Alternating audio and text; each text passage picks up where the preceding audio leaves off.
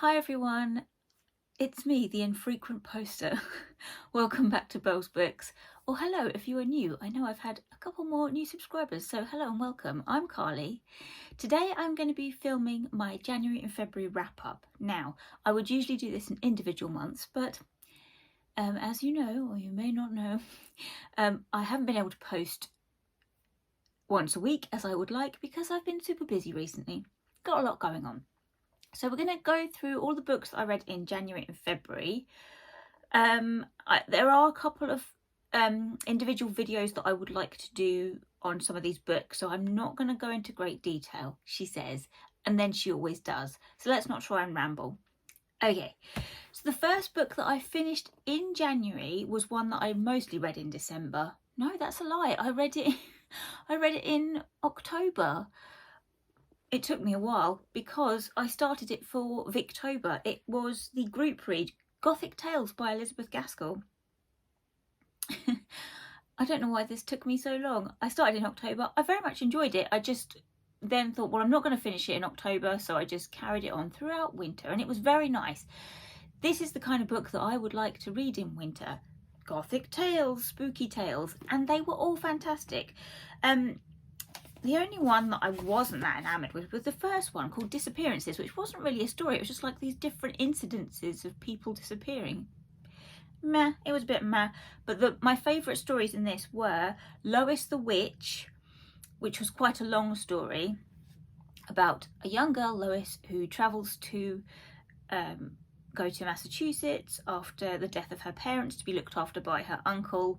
And it's witch trial fever over there, and of course she gets accused of being a witch, and I just love that story. I thought it was fantastic. It's told from her perspective, so you can see everyone going crazy around her and blaming. It's all like that small town, let's blame the people that we don't like to be witches because then they'll get killed. So that story is fantastic. The other one that I wasn't expecting was Curious If True, which was basically a riff on lots of different kind of fairy tales. So there's this one traveller that gets lost and stumbles across this beautiful ornate castle, and in it are all characters from different fairy tales. Can't remember them now, but I think there's like Puss in Boots, Cinderella and Sleeping Beauty, and they all have interactions with him, and it's really kind of trippy. Like, is he dreaming? What is going on here? But they've like, after their stories have happened, so they're a bit older, and I just thought that was so much fun. I loved that such a lot, and a lot of these were great. There were a couple where it was like when children go bad. So there was one like the Crooked Branch, where there's this prodigal son and he goes off and becomes a bit of a wrong 'un. And it's the tale of his parents expecting him to come home and be the good son that they want to carry on the farm, and he's just not. It's terrible. So kind of this Victorian sensational stories. There was a couple of like spooky ghost ones in there. I was here for it. I enjoyed this immensely, and I would definitely reread these stories. Already talked for too long. Moving on. The next one I read, the proper book I read in January, and the first one that started my year, was Wintering by Katherine May. I've spoken a little bit about this already in a previous video, so I won't go into it much. I love this a whole lot. It is about it's a non-fiction book about the concept of wintering, as in using that winter period to like draw down, have a rest, go into yourself, and also think about ways to feel difficult feelings. I read this at the perfect time because it was January, it was gloomy. Also, I'm going through some stuff with some family at the moment that's quite emotional, and I felt that really helped me because it was talking not just about, you know, like things like hibernation in the natural world and ways to rest, but ways to think about dealing with difficult times. So this is like kind of part essays, part memoir. Katherine May is reflecting on difficult times she's had in her life, with her husband went into hospital. She was going through some difficult stuff, and so it was really kind of comforting to read something where someone's going through some difficult things, I'm going through some difficult things, and it was just about, you know, this is tough. It is, and you're just gonna have to feel it and try not to be positive all the time, because I think one of the mantras that this writes against is that we always have to be productive, we always have to be positive, and it's just draining and exhausting. It's not possible. So it was really helpful to think about that in terms of, yeah, this is shit. And, you know, with things going on in the world at the moment, we're all a bit on edge, and things are difficult and things hurt. And the message of this book, I guess, is just, you know, like, go with it. It's important that we feel the bad stuff as much as we go through the good stuff. So I very much enjoyed this. It kind of had different chapters looking at different aspects of wintering. So there was what you'd expect in terms of like the natural world and hibernation, talking about cold weather, darkness, hunger, survival, that kind of thing. But there were some really kind of interesting things that I wasn't expecting in here. So yeah, I really enjoyed that. Would highly recommend this. Then I read a lot. Now all of these other books I don't have because they were either library copies or audiobooks, and they've gone back to the library, so I will insert pictures here. The next book I finished in January was Sistersong by Lucy Holland. Man, I adored this book. It was so good. This is like the perfect book for me. It is set in very historic England, so it is at the time when Saxons are invading. We are focusing on this small community around this kind of fort type place. I think it's set kind of Devon, Cornwall kind of way. And we're in this small fort community, which is a kingdom. So we have a king and a queen, and the novel focuses on the 3 daughters of the king and queen and what happens to them. So this community is like anticipating Saxon invasion, but they are very much a pagan society, and I adored that. I love that very much. So the book goes through a whole year of pagan Sabbats. So we start at Imbolc, which is like the 1st of February, and you go through the year with them. And I just adored that, like the way that this community are very bound to like practicing magic as a general kind of, that's their way of life, is to practice kind of low-key magic, and that helps them live their lives. And then the kind of antagonist character is this priest that's coming because it's when Christianity is infiltrating the country at that point, and he's not a very nice person. And it's about these 3 sisters. Now I'm going to remember their names. Keen, Reva, and what is her name? And Sine, that's it, which I wasn't sure how to pronounce. It's written Sinne. I think it's Sine. And it's about them and what happens in this community with this priest trying to tell them that everything they're doing is sinful and shameful, and they should cast away their old beliefs that they've lived by and turn to Christ and the church and all this nonsense. And it's also the arrival of this very dashing young man who is a bit mysterious, and 1 or 2 of the characters fall in love with him. It also has some excellent representation of a trans character. That's not a spoiler because it kind of comes in very early on in the book. It, you know, looks at the way that gender roles were performed and potentially not changed, but kind of played with a little bit in terms of where it was seen as more acceptable in a pagan society than it would be in a Christian society. There is a very intense turn of events in this book that I was not expecting, and it did make me go, what has happened?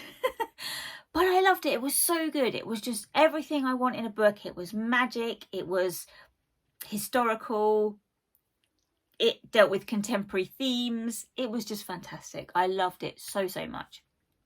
Also, I think there's not maybe a sequel, but something else that she's working on or is due to be released next year, I think, that is set in that same kind of area. So I cannot wait for that. Very excited. Still talking for too long. Let's move on. Then I read Out of the Sun which is a collection of essays on race and storytelling by Edugyan. I did a separate review video of this, so I'm not going to talk about it here. I'm going to link that down below. Please go and check out that review. This is a very short essay collection on race and storytelling. I found it very easy to read, very accessible. Also, at the moment, I'm teaching a module at Birkbeck to undergraduates on decolonising the curriculum. I think this would be a very accessible and kind of good way to talk about decolonising as a general thing with students. So I think it's a great text. Would highly recommend it to anyone who is also teaching and wanting to bring in decolonial practices to their teaching practice, because it looks at things like art history, who's represented, who's not represented, storytelling, the way that we carry narratives through time, and what stories are perpetuated and what are not, who's left out of the narrative, that kind of thing. It touched on lots of very, very disparate things. So yeah, art, storytelling, the way that various migrations have happened in terms of geography, and different cultures having different perceptions of Black people in different areas. Like, I think there's a memoir part where she goes to China, and she talks about the perception of Black people in China and Japan. That was fascinating. I learned so much from that book. It was so good. You would highly recommend. Go and check out my review. Right, they're my January books. I'm trying to move fast because I don't want this video to go on too long. February books, I started with Open Water by Caleb Azumah Nelson. This is a very short novel about two people, two Black British young people. I think they're in their early 20s. The guy is a photographer and also a writer, and it's about him meeting this girl who is a dancer, and she is living in Dublin, so she flies back and forth between London and Dublin. It's set in London. I did very much enjoy this book. I really appreciated the beautiful writing. It's written in the second person, which I know isn't for everybody. It took me a while to get into that. It's very poetic as well. It's very literary, and there is kind of an intense rhythm that flows through this book. There's lots of repetition where he'll kind of repeat the same line through on the same page or on the same few pages, and it really does feel like this rhythm is kicking in. I tell you what, it felt like reading it felt like listening to spoken word poetry. It really was very rhythmic, and I did enjoy this. I just felt like it didn't massively resonate with me because I'm not the target audience. I'm a 40-something white woman. This was about two young Black people in London. So there's kind of lots about London. There's lots about the music scene. The music thing went over my head a little bit because I wasn't familiar with those kind of references. I did really appreciate it. Also, like the intent that it's about it's a love affair between these two people, and the way that they don't communicate with each other, but also the way that they intensely love each other. I did appreciate that, but like I say, I'm an old white woman and I just felt like, oh yeah, I remember that 20 years ago, feeling all those really intense feelings. Now, you know, it's a bit different. So I guess I wasn't the target audience, but I really did enjoy the very literary style of it. And like I say, the rhythm going through it. I really appreciated also the commentary on kind of masculinity. There was a lot of instances where this guy had a lot of intense feelings that he felt like he couldn't express towards this girl, but also around his family, around like gang culture in London, how difficult it is to be Black in a white dominated society, police violence, that kind of thing, so systemic racism. So I really appreciated all of that commentary, and I just, you know, you really feel for him because he's just there's so much going on with him, and that really came through in the book. And there's instances where he just breaks down and cries, and you're just like, oh, it's just heartbreaking. So I would highly recommend it. I think I gave it 4 stars. I did very much enjoy it. Like I say, I don't think I was the target audience. Okay, then I read Eileen by Ottessa Moshfegh, my first Moshfegh. I read this for my book club, and we had a very nice meet-up in the Tipsy Vegan in Cambridge and talked about it. Man, this book was bleak. I don't really know where to start with it, to be honest. I was going to make a separate review. I had lots of thoughts. So we follow the character of Eileen. Now, I really liked the narrative style. So the narrative is told from the perspective of Eileen as an older woman looking back on her younger self during this period before Christmas. So she's explaining events that led up to something that happened at Christmas time that caused her to leave her hometown and go off and start a new life. So you know from the outset that she's telling this in retrospect. She's saying, I'm going to tell you these things that happened, you know, to build up to this intense thing that happened. So the whole book is like a slow burn of this day, that day, and you're like, what is it? What's going to happen? What's the drama? So we follow 24-year-old Eileen as she works in this detention centre for young boys who are not treated very nicely. Eileen herself is a very unlikable character. She is selfish and self-centred, self-absorbed, because she's not had a very nice time. She's had a bad upbringing. Both of her parents were not very good parents. She's currently the primary caretaker for her dad, who's an alcoholic, and he's not very nice to her. It just has nothing good to say to her. She's had no affection or love from either of her parents. This book, I mean, trigger warnings for bloody everything. This book is very bodily, right? Now, I don't do well with body horror or just gross things. Now, there were some gross things in here. I did handle it. It was fine. There was a lot to do with the fact that she doesn't eat very well. She doesn't eat much at all. She's very thin. She has digestion problems. She then uses laxatives, and like there's some hard things to read, the way that she deals with her own bodily functions. That was gross, right? It was very gross. So, you know, trigger warning for any kind of eating disorder or that kind of stuff. So we're following Eileen as she's working in this prison, and then this new character is introduced, Rebecca, who comes in to be like something to do with educating the boys. And she's very sympathetic to these boys who are having a difficult time. And I won't say any more. It kind of, the drama kicks off from there. But it's bleak. It's very bleak.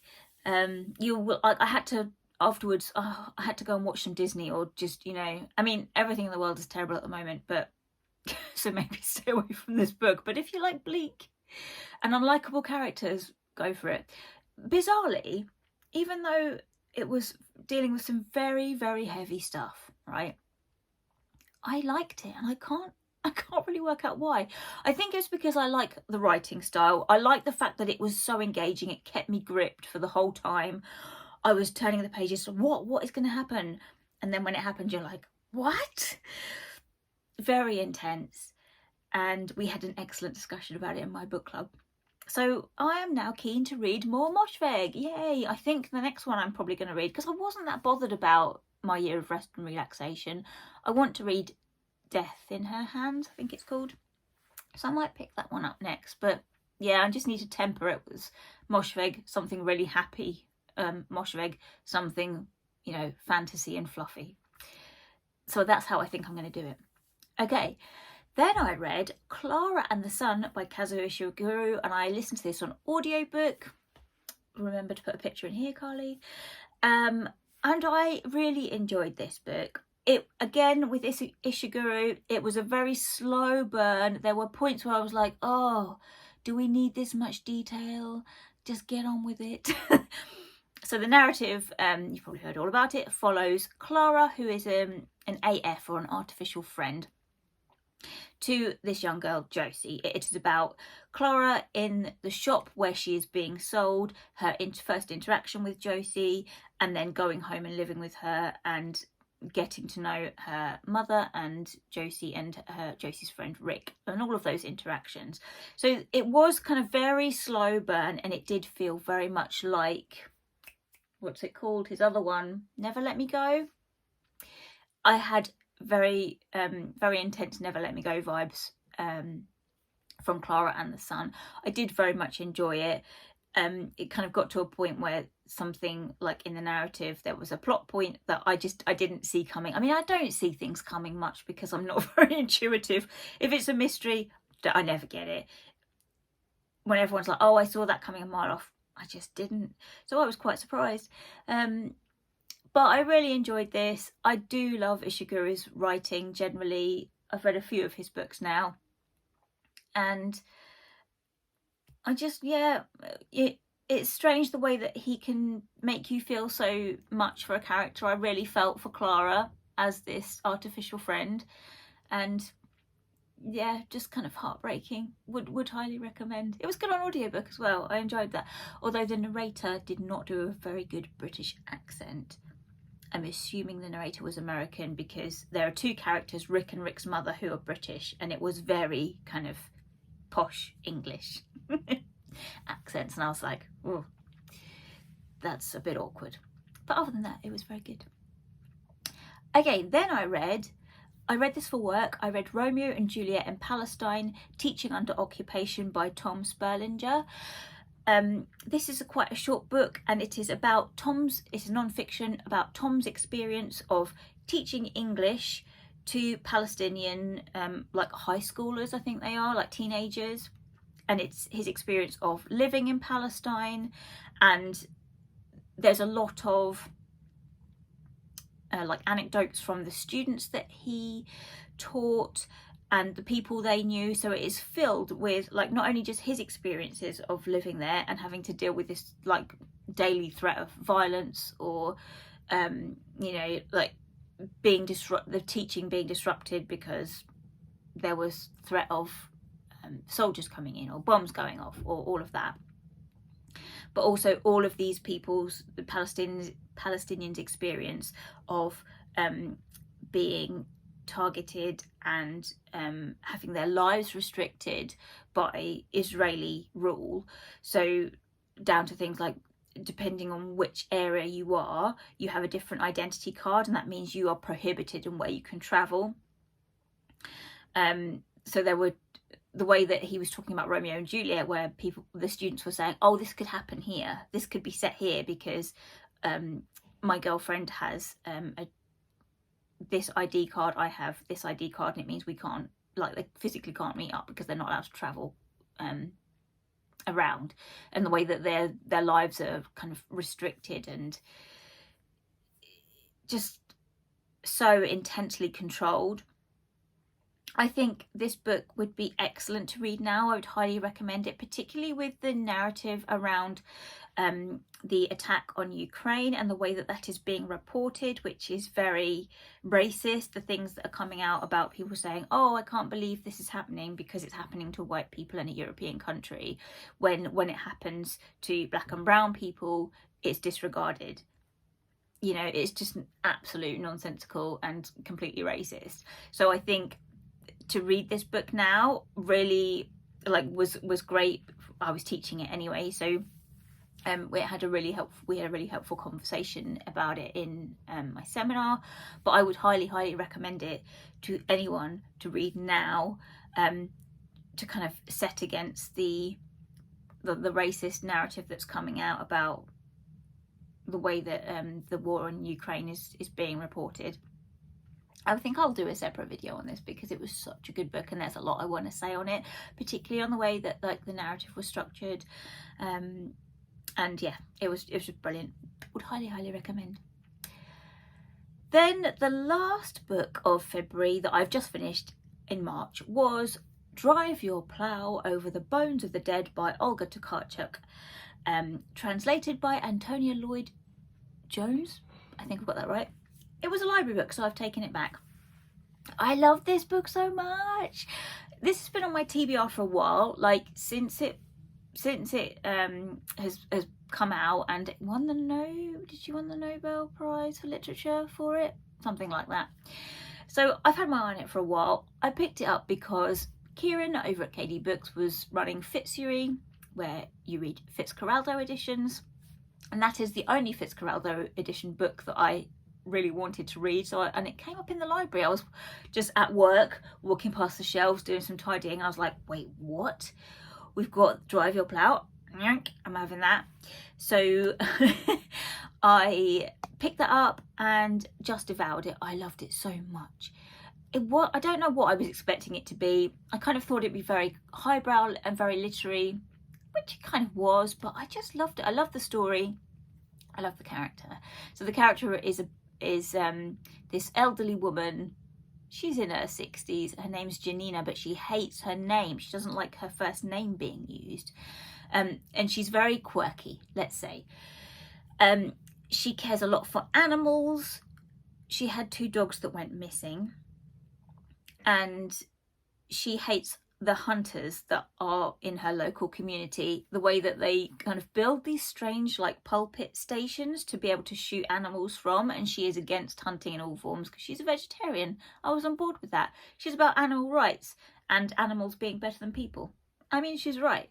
So everything that she was about, I loved. She was very much into poetry. She was translating Blake with her friend Dizzy, which was a relationship I just adored, because Dizzy was one of her former pupils, and they just get together on a Friday night and translate Blake, which I thought was really sweet and lovely. Each of the chapters are headed by like a couple of lines from Blake's poetry, and she's just into all sorts of really interesting stuff like that. And not astrology. Is it astrology? Yes. The studying of the heavens, where she would calculate horoscopes, which I really enjoyed, because it was very intense, like the writing about the horoscopes and the way that she could calculate people's horoscopes, which would mean she knew when they were going to die. Like, she knew her own date of death because she calculated it, and what was going to happen. And she's very much a believer in what the planets do determines what happens down here on Earth. And I just adored that. I loved everything about it. And it's about the way that she kind of is outcast from the society that she lives in, which is very religious, because she doesn't conform to that religion. And everyone sees her as a freak and a weirdo because of all these things that she believes in, and they ignore her. And she's trying to get involved in this mystery. So some murders start happening of local hunters, and she's trying to tell everyone it's the animals taking revenge for hunting. That's what it is. And she's trying to like get in touch with the police, writing them letters saying it's the animals, and no one's listening to her, and they're just being like, oh, she's mental. And I love that. And I was like, wait, is it going to be the animals? Oh, I really want it to be the animals taking revenge on hunters. And I'm not going to give any more away about it. I just loved it. I loved the whole thing. The ending was fantastic. I love the characters. So Janina, her old pupil Dizzy, her neighbour Oddball, who is very sweet, and she gives everyone all these strange names because she thinks that their names don't fit them, so she gives them names that she thinks fits, which I thought was lovely. I just loved it so much. And I think the reason that it resonated with me particularly because she is a kind of a cantankerous old woman that knows what she's about, and she's got her way of living, and I am dealing with a cantankerous old woman at the moment. Which is the family stuff I've got going on that's been quite difficult. And the last day that I was like finishing that book was the day that I had gone to my aunt, went to my aunt's house to clean her house up, and kind of found some family photographs, and just it really resonated because I saw these photographs of my aunt when she was much younger. And it's like this whole life that you don't know about, that, you know, are told in glimpses or snatches. And it just kind of, it really gave a new layer to the book, thinking about my aunt and her life and the difficulties that she's had and that we're having with what was going on in the book. It was like, you know, that sync up of the time you're reading a book and what's happening in your life was like perfectly matched. So I think that's partly the reason why I loved it. But also I just really loved the writing style. I loved the characters. I loved the themes. It was perfect. So I was very pleased to finally get around to it. And well, thank you, Kieran, for the Fitzroy prompt that finally made me get around to it. Okay, I've talked for too long. Those are the books that I read in January and February. Have you read any of them? Please, if you have, talk to me in the comments below. And also go and watch my other review of Out of the Sun by S.A. Edugyan. Next up, I will be talking about probably some books that I'm currently reading, because it'll be a while before I do another wrap up.